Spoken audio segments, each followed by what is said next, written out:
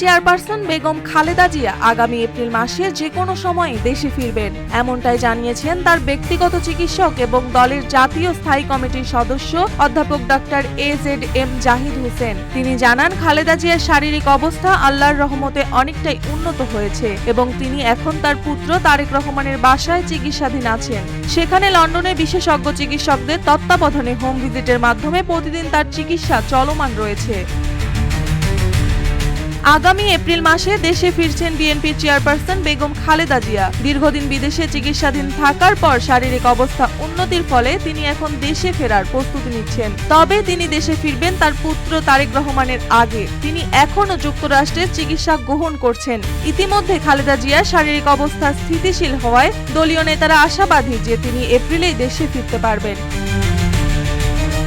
এই প্রসঙ্গে ডাক্তার জাহিদ হোসেন আরো বলেন, আমরা আশাবাদী যে ম্যাডামের শারীরিক অবস্থা আরো উন্নত হবে এবং চিকিৎসকরা যেদিন তাকে ছাড়পত্র দিবেন সেদিনই দেশে ফেরার সিদ্ধান্ত নেবেন। তবে সবকিছু মিলে আশা করছি আগামী এপ্রিলেই তিনি দেশে ফিরতে পারবেন। তিনি জানান, দীর্ঘদিন পর পরিবারের সঙ্গে সময় কাটানোর কারণে খালেদা জিয়া মানসিকভাবে অনেকটাই উচ্ছ্বসিত আছেন। বিশেষত তার পুত্র তারেক রহমান, পুত্রবধূ জুবাইদা রহমান, নাতনি ব্যারিস্টার জাইমা রহমান সহ পরিবারের অন্যান্য সদস্যদের সঙ্গে তিনি দিন কাটাচ্ছেন। এদিকে যুক্তরাজ্য বিএনপির সভাপতি MA মালিক জানিয়েছেন, বেগম খালেদা জিয়া এপ্রিল মাসের মাঝামাঝি সময়ে দেশে ফিরবেন।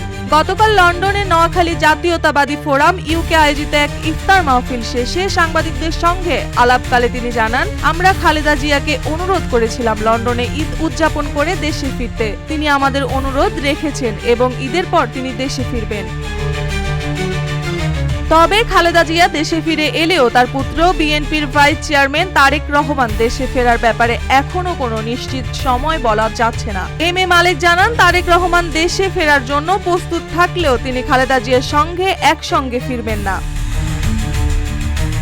এমন পরিস্থিতিতে বিএনপির শীর্ষ নেতৃত্বের দেশে ফেরার পরিকল্পনা নিয়ে দলের সমর্থকদের মধ্যে বেশ উচ্ছ্বাস তৈরি হয়েছে। দলের নেতারা আশাবাদী শীঘ্রই বেগম খালেদা জিয়া ও তারেক রহমান একসঙ্গে দেশে ফিরবেন এবং দলের কর্মসূচি পুনরায় গতি পাবে।